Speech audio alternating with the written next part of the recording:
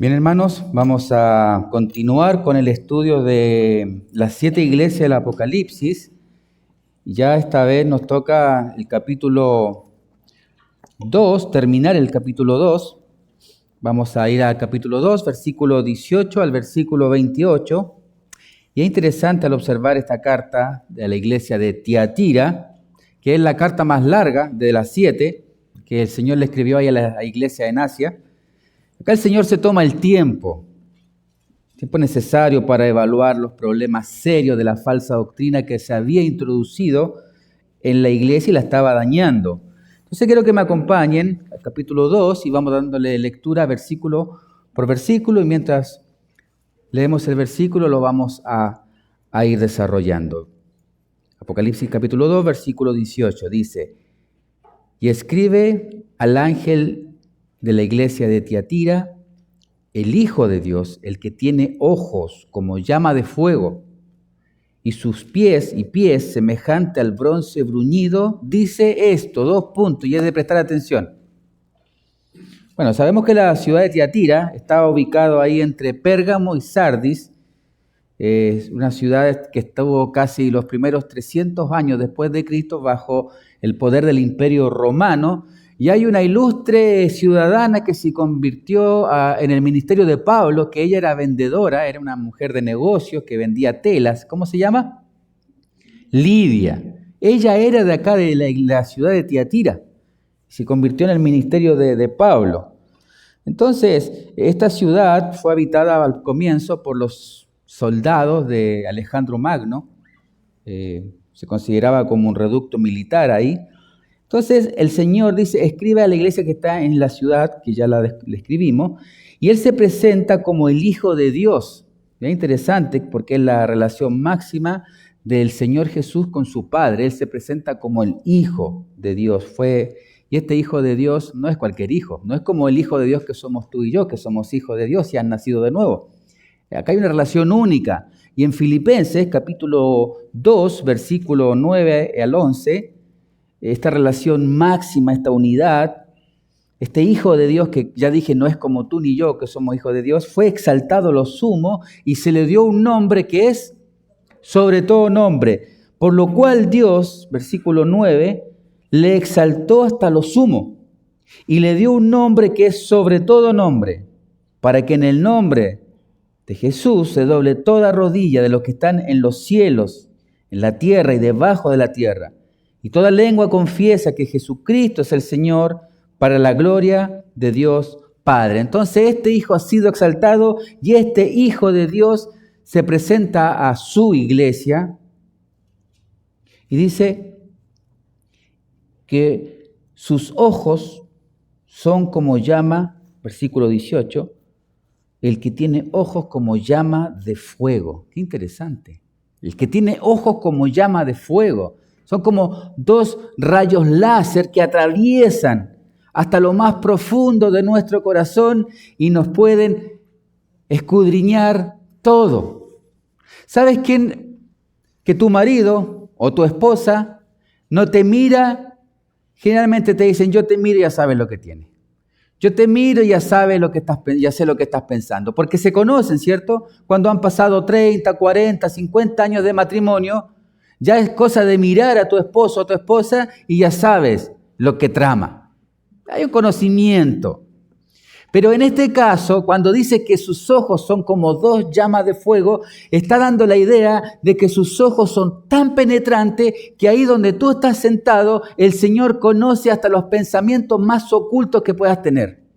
Y solamente Él lo hace. Y bajo esa percepción es el Señor caminando entre sus iglesias, observando no solamente la apariencia física, que tal vez podemos estar muy bonitos y aparentar una santidad, falta la aureola, nomás acá estamos todos, y las alitas. Pero para el Señor no. El Señor mira más allá. El Señor ve hasta lo más profundo que hay en ti, hasta aquello que ni tú mismo sabes que hay en ti. Él lo sabe.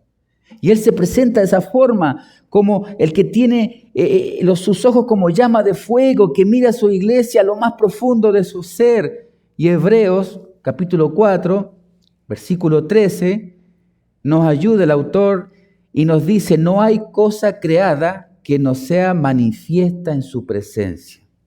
Antes bien, todas las cosas están desnudas, abiertas a los ojos de aquel, y acá viene lo tremendo, al quien tú y yo tenemos que un día darle cuenta.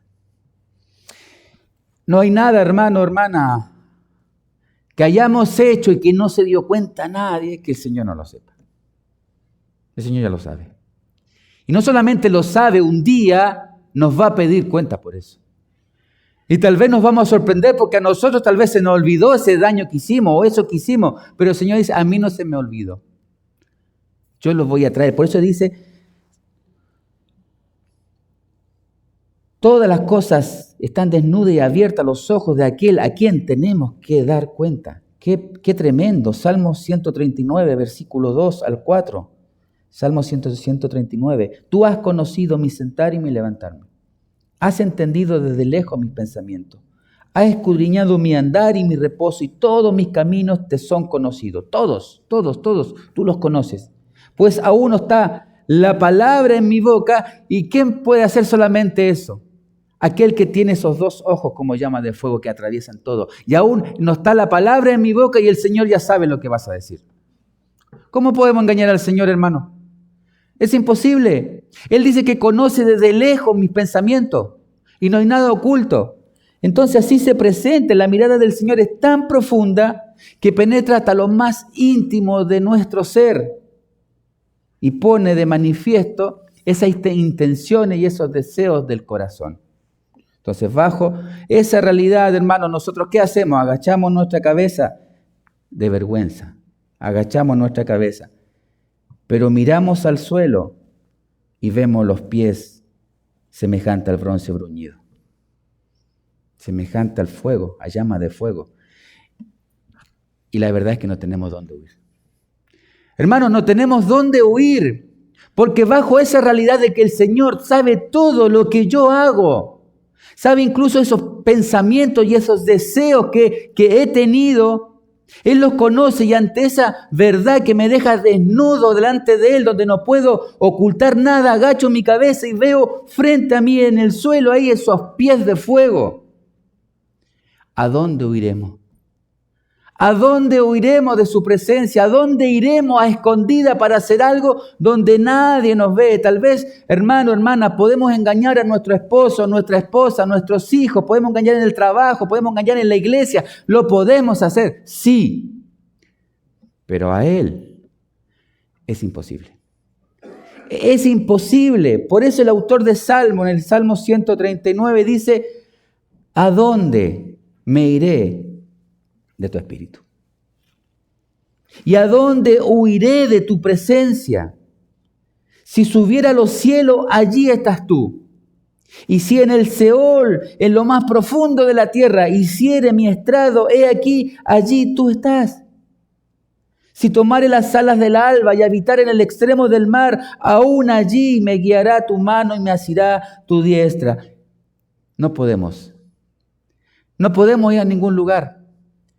Ni en lo más oculto Él está ahí. Jesucristo se mueve, según el texto que estamos leyendo acá de Apocalipsis capítulo 2, entre sus iglesias para ejercer esa autoridad que solamente es de Él. Porque sabe, esta iglesia bíblica, Nuevo Pacto, es de Jesús. Él es el Señor de la iglesia.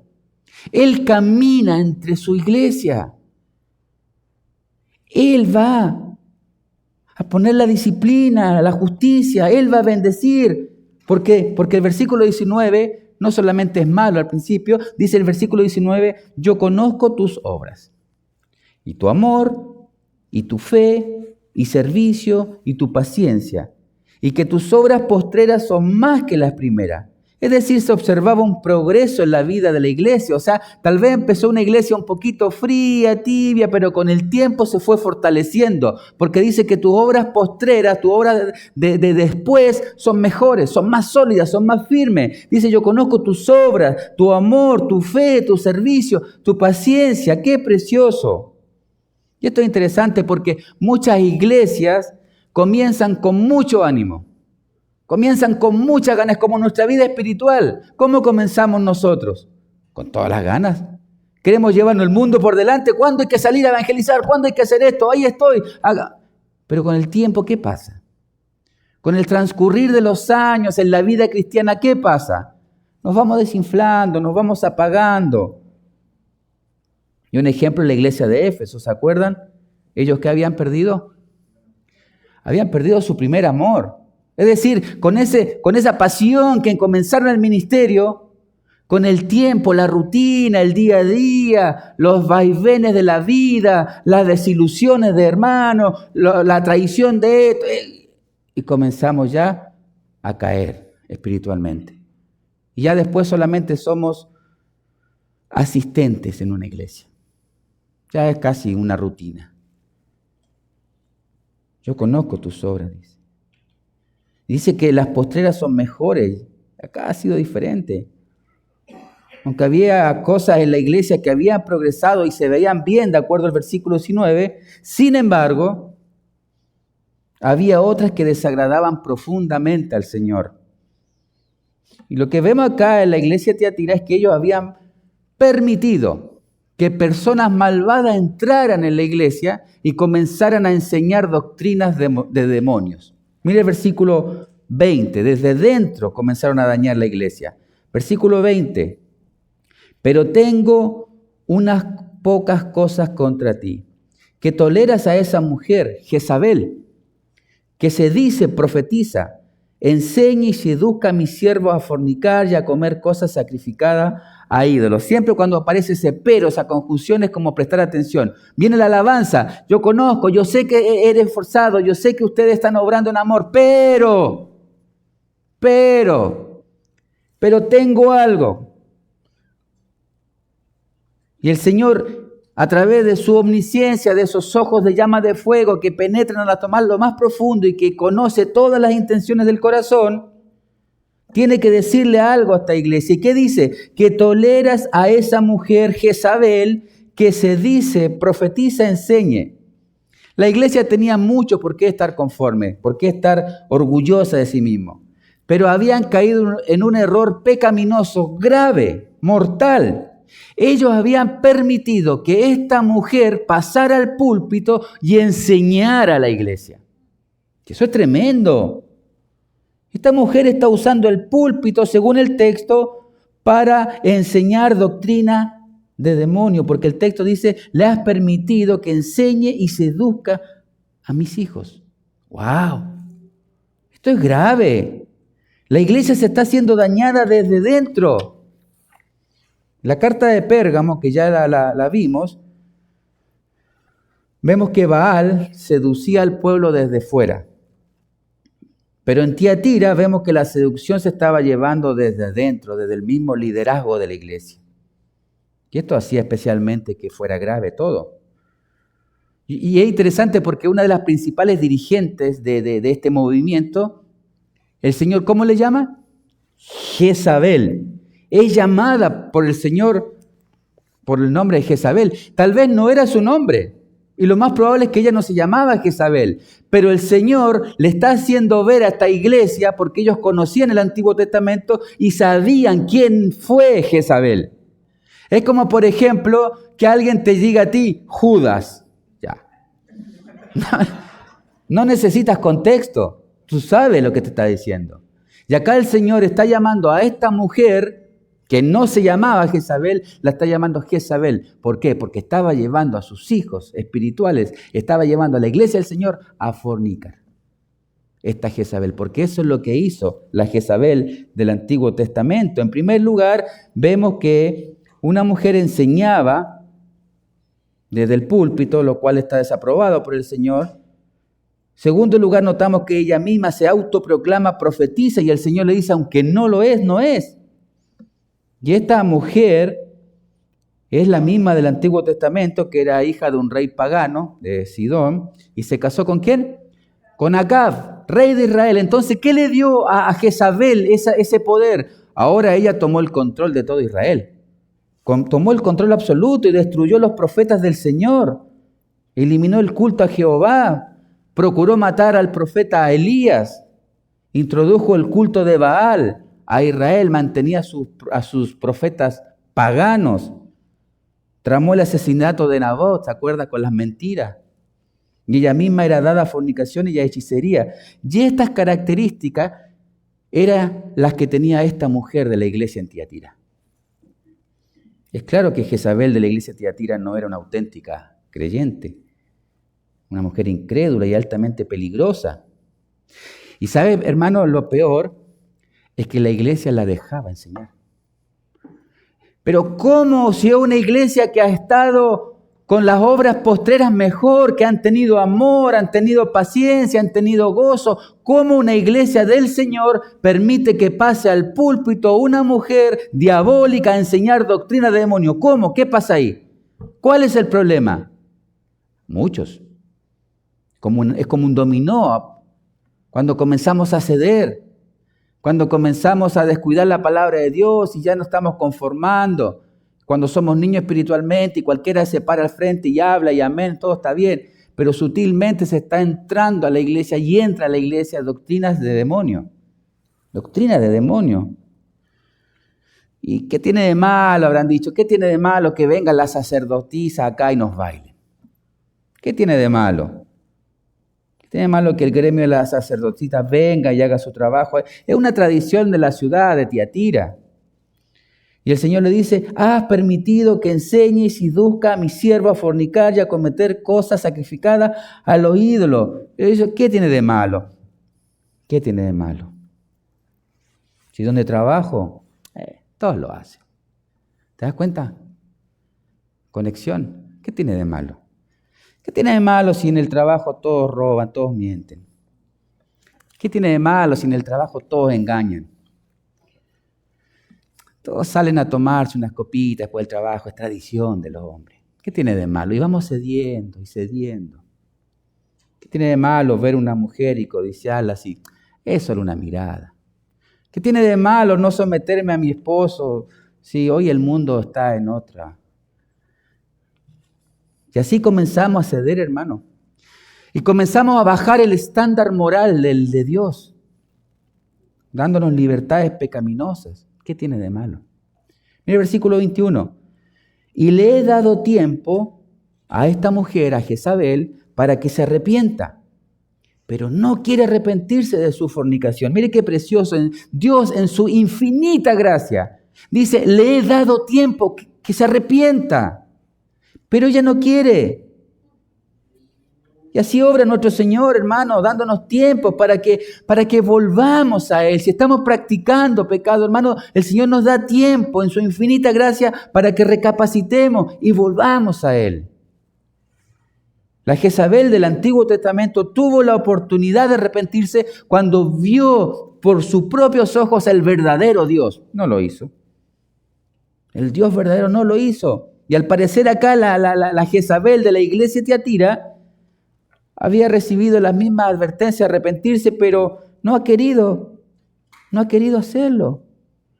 Por eso la carta dice claramente, no quiere arrepentirse. Y es interesante el versículo 21, que en 2 ocasiones aparece el versículo metanoia, arrepentimiento. En 2 oportunidades en un versículo, que se arrepienta. Esto muestra la urgencia del caso. Si no lo hacía, el Señor se iba a disponer a tratarla con severidad. Pero primero le da la posibilidad, nos da la posibilidad. Hermanos, si somos sus hijos y estamos en pecado, el Señor nos da la posibilidad de que nos arrepintamos antes que Él trate con nosotros. Porque Dios en su gracia quiere eso. Pero ella no quiere arrepentirse. Entonces el Señor que camina por su iglesia va a tener que intervenir. El Señor va a tener que intervenir. Versículo 22. He aquí, yo la arrojo en cama y en gran tribulación a los que con ella adulteran, si no se arrepienten de las obras de ella. Otra vez. Pero mire el texto, dice, he aquí, yo la arrojo en cama. Debemos interpretar esta cama como el lecho de enfermedad y dolor, y eso lo vemos en Éxodo 21, versículo 18.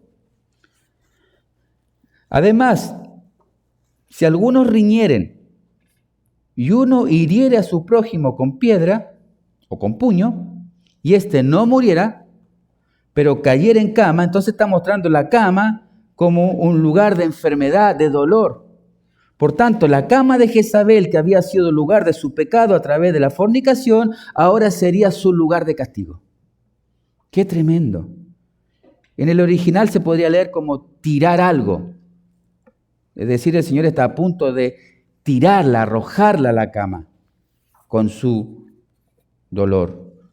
Tras haber dado suficiente tiempo a esta mujer que se arrepintiera, Dios ahora se disponía a juzgarla con enfermedad grave de muerte. Y la falta de arrepentimiento. Hermano, ella al rechazar el arrepentimiento, ahora recibiría una cama eterna en el infierno, donde ella sería siempre. Pero este castigo no es solamente para ella, sino que para aquellos que le seguían. Mire el versículo 23. Y a sus hijos heriré de muerte. Y todas las iglesias sabrán que yo soy el que escudriña la mente y el corazón, y os daré a cada uno según vuestras obras. Entonces la falsa doctrina enseñada por Jezabel había producido ¿qué cosa dentro de la iglesia? Muchos seguidores, individuos contaminados que se habían convertido, dice, en sus hijos espirituales. Era como un virus que contagió a creyentes que cayeron en su doctrina. La palabra heriré con muerte debe leerse como mataré con muerte. Y esto es demasiado grave, ya que la muerte es una forma, lo veíamos en la escuela bíblica hoy día, la muerte es una forma que Dios tiene de disciplinar a sus hijos. Es una forma que Él tiene. Sobre todo aquellos que están al interior de la iglesia dañándola, porque la iglesia al fin del día es del Señor. Mire 1 Corintios 11, versículo 30. Por lo cual hay muchos enfermos, son creyentes, y debilitados entre vosotros, y muchos duermen, y muchos están muertos. Por no saber perdonar y vivir santamente, por no llevar una vida que honre a Dios, Dios se los lleva, Dios los mata, a sus hijos. Hebreos 10, el autor de Hebreos nos ayuda más todavía con esto. Versículo 26, porque si pecaremos voluntariamente después de haber recibido el conocimiento de la verdad, creyentes, ya no queda más sacrificio por los pecados, sino una horrenda expectación de juicio de hervor de fuego que ha de devorar a los adversarios, que el que viola la ley de Moisés por el testimonio de 2 o 3 testigos muere irremisiblemente. ¿Cuánto mayor castigo pensáis que merecerá el que pisoteare al Hijo de Dios y tuviere por inmunda la sangre del pacto, la cual fue santificado y hiciera frente al Espíritu de gracia? Pues conocemos al que dijo, mía es la venganza, yo daré el pago, dice el Señor. Otra vez el Señor juzgará a su pueblo. Horrenda cosa es caer en manos de un Dios vivo. Entonces los seguidores les esperaba lo mismo, ya que ellos seguían los caminos de... ¿Te suena conocido esto? La madre espiritual. ¿Te suena conocido? Y eso pasa en muchas sectas. Hombres y mujeres se apoderan de los incautos para devorarlos y ellos, ¿sabes cómo les llaman? Padre espiritual, mi madre espiritual. Y todos los seguidores de Jezabel terminarían del mismo modo que ella, a no ser que se arrepintiesen. ¿Te das cuenta de las graves consecuencias que tiene una falsa enseñanza? Y también aquellos que la siguen. Y el texto dice, y todas las iglesias sabrán, volvemos a Apocalipsis, es decir, todas las iglesias conocerán las consecuencias de permitir el pecado dentro de ellas. Se podría traducir mejor, por su propia experiencia de sí mismos, llegarán a conocer, o sea, de sus propios corazones sabrán lo que son, en otras palabras. Jeremías 17:9, engañoso es el corazón más que todas las cosas y perverso. ¿Quién lo conocerá? Yo Jehová que escudriño la mente y pruebo el corazón, para dar a cada uno según su camino, según el fruto de sus obras. Y el texto termina en Apocalipsis, yo soy el que escudriña la muerte y la mente, y el corazón. Dios tiene un conocimiento íntimo y perfecto de cada mente y corazón. Perfecto. Ningún mal puede ocultarse de Él. Él ve completamente nuestras obras, todas. Hermano, bajo esta realidad, pensemos un poquito, meditemos en esto, pongámoslo en la práctica, apliquémoslo a nuestra vida. No juguemos con Dios. Él sabe todo lo que hacemos a ocultas, a escondidas. Él sabe todo lo que hablamos, tal vez a escondidas de algún hermano, en secreto. Todo lo que tramas en tu mente. Y de eso, un día vamos a tener tú y yo que dar cuenta al Señor.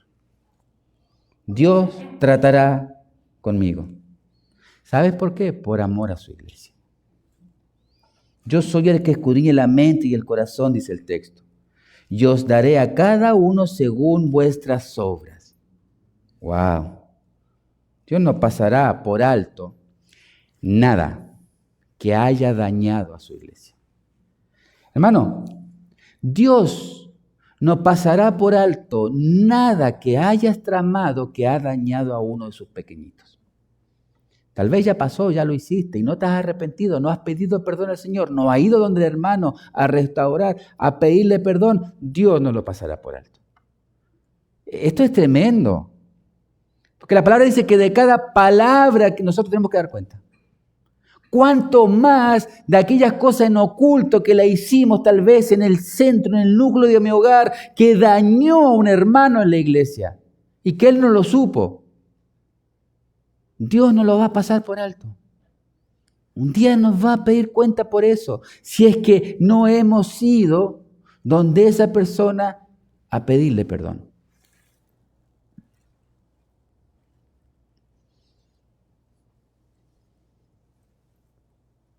No pasará por alto. Él tratará con nosotros porque somos sus hijos y eso dolerá. Versículo 24. Pero a vosotros y a los demás que están en Tiatira, a cuantos no tienen esta doctrina y no han conocido a los que llaman las profundidades de Satanás, yo os digo, no os impondré carga. Mira, a cuantos no tienen esa doctrina, Satanás, ¿qué aborrece? La sana doctrina.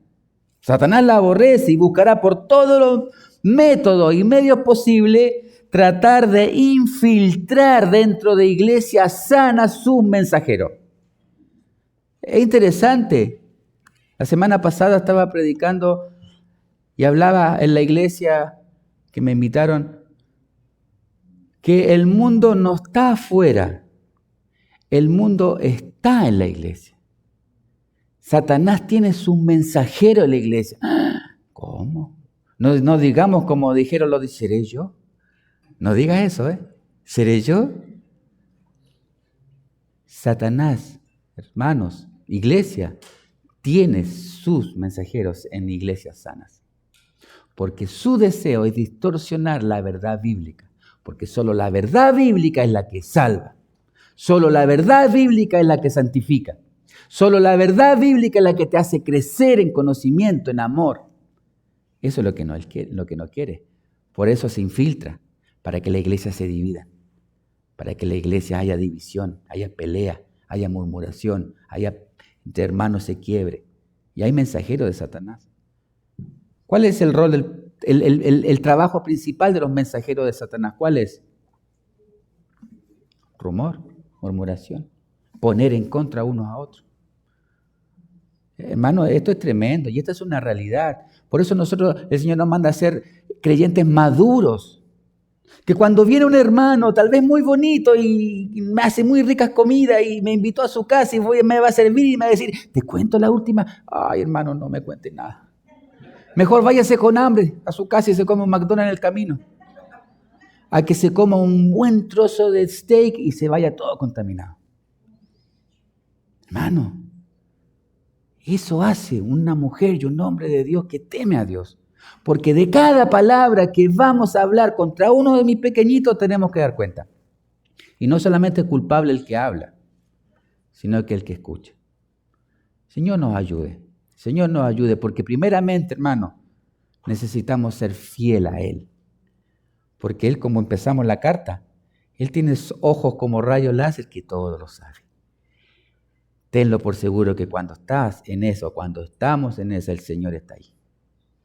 Está ahí. Entonces dice, versículo 24, ¿a cuántos no tienen esa doctrina? Entonces el Señor se han infiltrado en la iglesia del Señor estos falsos maestros. 1 Timoteo 4, 1 y 3. Pero el Espíritu dice claramente que en los postreros días o los postreros tiempos, algunos apostatarán, negarán la fe, escuchando a espíritus engañadores y a doctrinas de demonios. Por la hipocresía de mentirosos que teniendo cauterizada la conciencia prohibirán casarse y mandarán abstenerse de alimentos que Dios creó, para que con acción de gracias participéis de ellos los creyentes y los que han conocido la verdad. Esas son las profundidades de Satanás, prohibir casarse. ¿Qué iglesia puede prohibir casarse si Dios nos ha mandado a la creación al matrimonio? Es absurdo, pero aparecerán doctrinas. Por eso habla de profundidades de Satanás, porque es un libertinaje. Estas profundidades de Satanás, de aquí nació el gnosticismo. El gnosticismo quiere decir que puedes hacer todo con tu cuerpo mientras no dañes tu espíritu.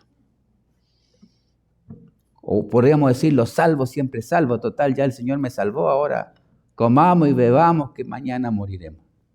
No. En el mensaje dirigido a Esmirna, el diablo operaba desde la sinagoga. En el mensaje dirigido a Pérgamo, se advierte que el diablo tiene su trono en el templo de Esculapio. Pero ahora en Tiatira, el caso es más grave, ya que el diablo ha establecido su base de operaciones en la misma iglesia. ¡Wow! Hermano, cualquier doctrina que se aleje de la palabra de Dios es peligrosa, ya que estamos entrando directamente a las profundidades de Satanás.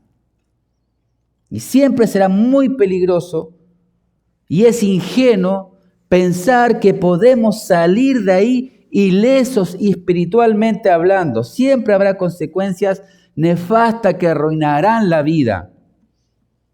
Como por ejemplo, sectas, brujería, magia negra, hechicería.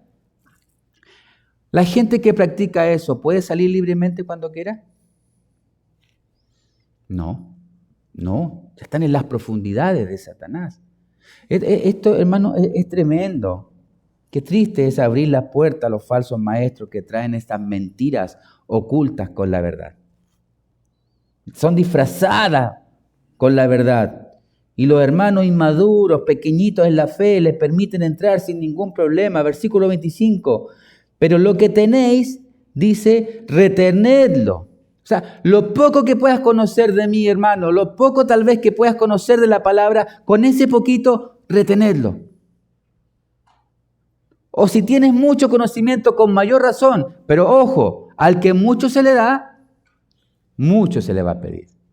Es mejor tener un poquito conocimiento del Señor, pero sólido, y el texto me está diciendo, ese poquito conocimiento que puedas tener del Señor, hermano, cuídalo, guárdalo, reténlo. Acá usa la palabra crateo, que es retener. Indica que no sería fácil esta orden, porque retener es agárralo con fuerza, para que nadie te lo quite. Los creyentes debían mantener lo que ya tenían. No era necesario agregar nada más. No era necesario agregar una nueva doctrina. Mire Gálatas 1, versículo 8. Ellos tenían que permanecer en la sana doctrina, no creer nada nuevo, ya que no hay un nuevo evangelio. No hay una nueva revelación. Más si aún nosotros, está diciendo, o un ángel del cielo os anunciare otro evangelio diferente del que os hemos anunciado, sea maldito. Como antes hemos dicho, también ahora lo repito, si alguno os predica diferente evangelio del que habéis recibido, sea nuevamente maldito. No escuchemos, hermanos queridos, cualquier predicación. No prendamos la radio de nuestro vehículo y hablo de Dios, qué lindo, y escuchamos.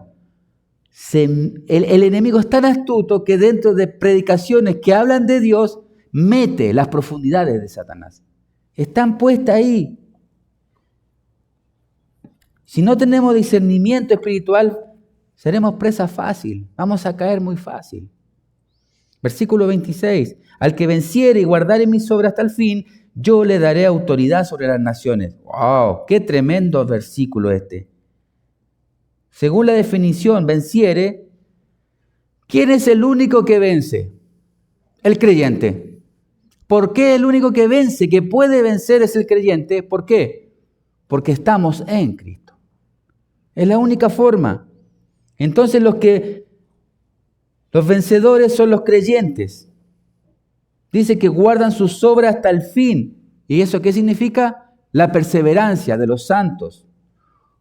Un verdadero creyente no es el que hace concesiones con el mundo y se adapta a él, sino que aquel que se aparta de él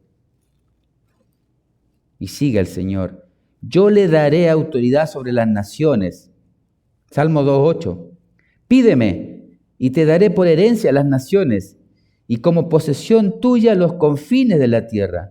Nosotros en Cristo somos más que vencedores y tendremos escatológicamente la autoridad sobre las naciones, pero mientras estemos aquí en la tierra, estamos llamados a velar por la iglesia del Señor para que se mantenga pura y sana. Cuando dice que Él nos da las naciones, 1 Corintios 6 nos ayuda a entender. No sé si tú te has visto escatológicamente en esta situación. Mira qué interesante. Cuando dice, pídeme y te daré por herencia las naciones y como posesión tuya los confines de la tierra. 1 Corintios 6, versículo 2, ¿o no sabéis que los santos han de juzgar al mundo? ¿Tú sabías que cuando estés con el Señor por la eternidad tú vas a juzgar las naciones? Uy, pero si no sé ni mandar mi casa y el Señor me da las naciones. El texto nos dice, ¿y si el mundo ha de ser juzgado por vosotros, soy indigno de juzgar cosas pequeñas? El mundo será juzgado por nosotros, por los cristianos, y no solamente el mundo, sino que juzgaremos a los ángeles. ¿Cuánto más las cosas de esta vida? Si pues tenéis juicio sobre las cosas de esta vida, ponéis para juzgar a los que son menor estima en la iglesia, ¿te das cuenta? Juzgaremos a las naciones, a los ángeles. No sé si te ves haciendo eso, la eternidad. Qué preciosa promesa. Pero debemos comenzar acá en la tierra, velando ¿por qué? Por el reino. Velando por la santidad, ¿de dónde? De mi iglesia local. Velando por la siendo fiel, buen siervo fiel, en lo poco fuiste fiel, en lo mucho te pondré, hermano, mucho. Y lo que nos pide el Señor solamente, ¿sabes lo que es? Sé fiel. ¿Pero sé fiel a quién? ¿A mi esposa? ¿A mi esposo? ¿A mis hijos? ¿A mi patrón? No, sé fiel al Señor. No cedas. La vida es muy corta. No cedas. Hermano, si cedemos, lo único perjudicados somos nosotros. Porque el Señor va a tratar. El Señor va a tratar con mi vida si cedo. Versículo 27. Y las regirá con vara de hierro y continúa. Y serán quebradas como vaso de alfarero, como yo también la he recibido de mi Padre. La regirá con vara de hierro, literalmente la apacentará, la pastoreará con un bastón de hierro. Cristo hará cumplir su voluntad y protegerá a sus ovejas con su cetro de hierro de cualquiera que produzca o quiera producirles daños. Salmo 2:9, yo publicaré el decreto. Jehová me ha dicho, mi hijo eres tú. Yo te engendré hoy, pídeme y te daré por herencia las naciones. Y como posesión tuya los confines de la tierra y los quebrantarás con vara de hierro, con vasija de alfarero los desmenuzarás. A estos vencedores que Cristo ha glorificado, le hace una promesa preciosa, muy grande, que compartirá con ellos la autoridad del reino terrenal. Y por último, también describe la suerte de las naciones impías. Serán quebradas como vaso de alfarero. Ya no es necesario más explicación. ¿Cómo se rompe un vaso de barro? Con un golpe se triza completamente. Versículo 28. Y le daré la estrella de la mañana. ¿Y quién es la estrella de la mañana? Apocalipsis 22:16. Yo, Jesús, he enviado mi ángel para daros testimonio de estas cosas en la iglesia. Yo soy la raíz, el linaje de David, la estrella resplandeciente de la mañana. Y sus santos brillarán con la gloria que viene de él. Colosenses 3. Cuando Cristo, vuestra vida, se manifieste, entonces tú serás manifiesto con él en gloria. Aunque ese lucero de la mañana no ha salido en nuestros corazones un día, cuando le veamos tendremos su plenitud, 2 de Pedro 1, 19. Tenemos también la palabra profética más segura, a la cual hacéis bien en estar atentos como una antorcha que alumbra en lugares oscuros, hasta que el día esclarezca y el lucero de la mañana salga en vuestros corazones. 1 Corintios 15, versículo 40. Y hay cuerpos celestiales y cuerpos terrenales, pero una es la gloria de los celestiales y otra de los terrenales. Una es la gloria del sol, la otra de la luna y la gloria de las estrellas, pues una estrella es diferente a otra en gloria. ¿Qué gloria nos espera, hermano? Y terminamos. El que tiene oído, oiga lo que el Espíritu dice a las iglesias. Es el mensaje de cada iglesia. El que tiene oído. ¿Quién tiene oído acá? Levanten la mano. Todos tienen oído. Bueno, lo demás lo voy a hablar en señas. Todos tenemos oído, ¿cierto? Y ahora viene la otra pregunta. ¿Quién tiene oído espiritual? Es diferente. Es diferente. Cada creyente de manera personal está bajo la advertencia para que no caiga en lo que cayeron los hermanos de la iglesia. Hermano, ¿cómo está nuestra vida en relación con toda la enseñanza que ya llevamos en estas 7 iglesias? El Señor nos exhorta a su iglesia a obedecer su palabra, a ponerla por obra. Por eso cuando yo digo, ¿quién tiene oído espiritual? Un creyente escuchará, pero no solamente escuchará con su oído físico, sino que el oído espiritual lo escuchará, pero hará algo. No te quedarás ahí. No te quedarás ahí. Santiago 2:14. La fe sin obra es muerta. Hermanos míos, ¿de qué aprovecha si alguno dice que tiene fe y no tiene obra? ¿Podrá la fe salvarle? Nuestra fe se evidencia únicamente en nuestras obras. Yo no puedo venir a la iglesia cada domingo y oír siempre lo mismo de parte del Señor, pero nunca ponerlo en obra. Si tengo oído espiritual, escucharé la voz de mi Padre. Y no solamente la escucharé, la obedeceré. Cambiaré hábitos pecaminosos. Dejaré esas cosas impías por amor de Él. Eso hace un genuino creyente que tiene oído. Oye. Y junto con eso, hace. O si no, solamente seremos oidores. Qué linda predicación, qué lindo todo. Pero eso no es seguridad de que te vas al cielo. La única forma en que tú y yo sabemos que somos del Señor y que estamos en el Señor es que cuando oímos la palabra del Señor, que hay hábitos que necesito cambiar, hay actitudes que necesito cambiar, mejorar para su gloria, yo las voy a hacer. Las voy a hacer. Dejar cosas para el Señor, eso es obras. El que tiene oído, que oiga lo que el Señor tiene para su iglesia. Señor, te damos gracias, que eres bueno, Señor. Tu misericordia es grande, es infinita, Señor amado. Nos hablas cada domingo, Señor amado. Te pedimos, por favor, Señor, que todo lo que escuchamos, Señor, no solamente quede en un conocimiento vacío en el aire, sino que pueda llegar a nuestro corazón y podamos, Señor, traer cambios genuinos, Señor, que te agradan, que te llevan la honra.